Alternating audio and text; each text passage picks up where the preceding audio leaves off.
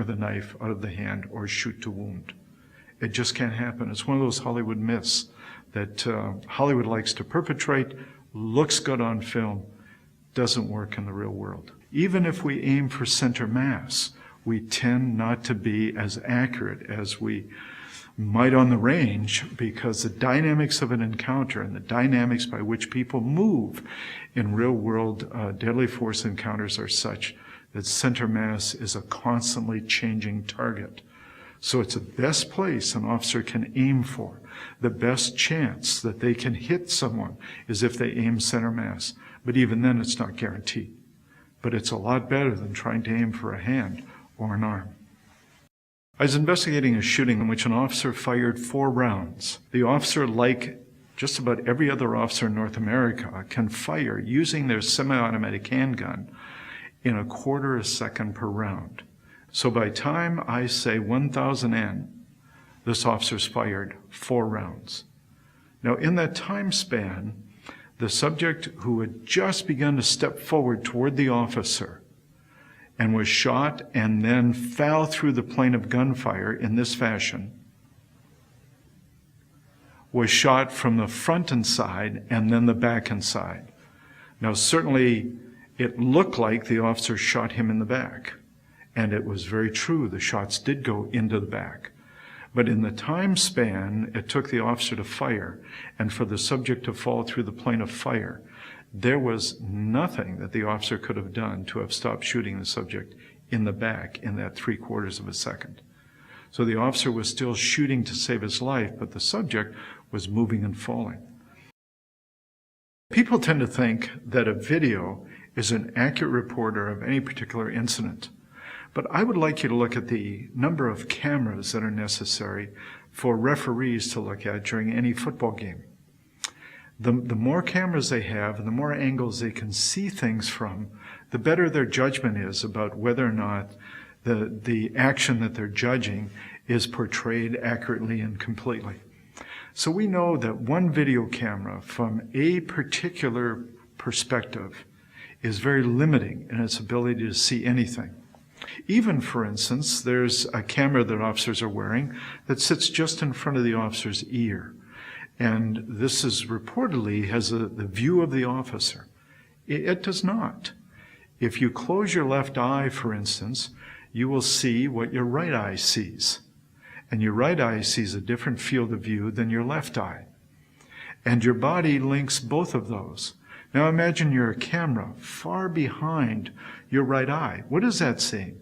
That's seeing what's directly in front of the face, not even what the right eye is seeing.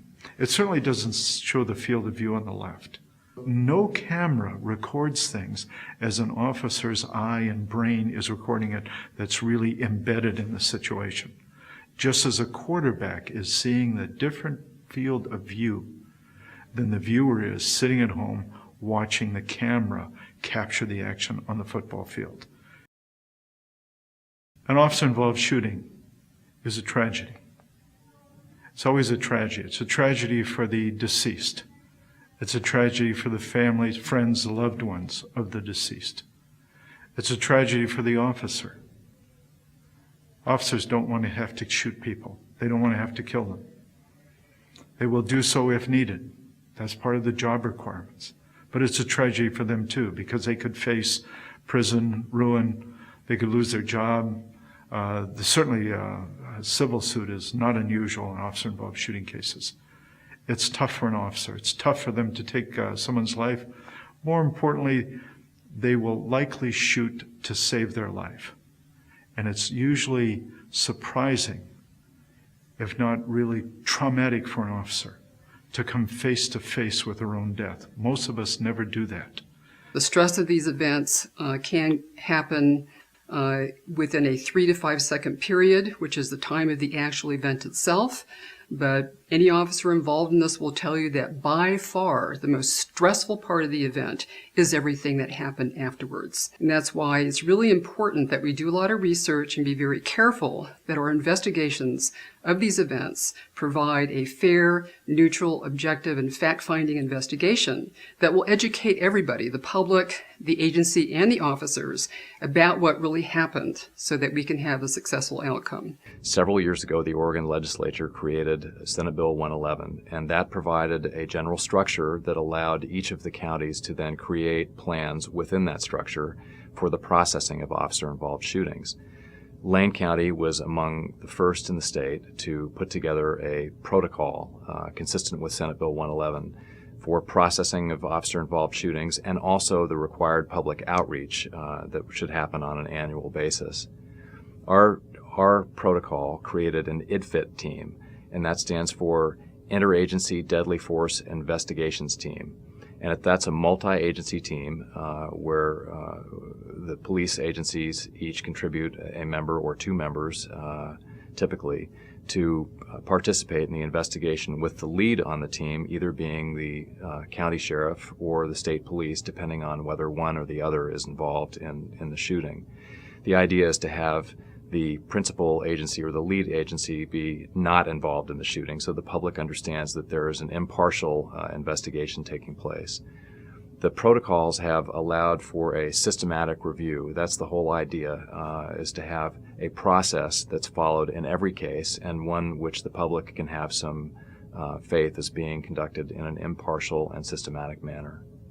It's our job as the IDFIT team to conduct an investigation and to bring those facts to the DA's office. It's the DA's office's job to make a decision on whether or not the shooting was justified and the use of force was appropriate. And then it's the officer's agency that's involved, its job to decide whether or not policy and procedure were followed properly for their particular agency. The most time-consuming portion of the process is the evidence gathering. That's talking to witnesses, reviewing videotape if there is any, gathering all of the evidence and sort of digesting it into police reports, which are all then packaged and presented to the DA. The IDFIT team itself makes it very easy to accomplish these tasks, because when we were individual agencies, we didn't have the resources to get a lot of these things done in a timely manner. With the team bringing in 12 detectives from 4 or 5 different agencies, it brings us so many resources in such a short period of time. It allows us to get a lot of this stuff done quickly and real efficiently. Yeah, I understand it's frustrating for the media and the public when we don't provide the information that they're looking for. And it's, in all honesty, it's frustrating for us too, because we want to be able to tell you what happened, especially if it's an officer who's done something outstanding, saving somebody's life. But just to keep the integrity in the investigation and to make sure that nothing's tainted, we hold on to that information. Sometimes in these situations, officers are forced to work on a limited set of facts, and they're forced to make quick decisions that have huge ramifications with a very short amount of time and a limited set of facts. And officers are trying to make those decisions as best they can. I hope that people will understand that police operations are very complicated, very difficult. Sometimes they're very hard to understand.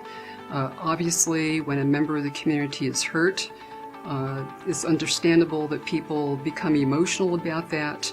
And the most important message I want to give to everyone is that we need to refrain from a rush to judgment, that things may not always be as they appear.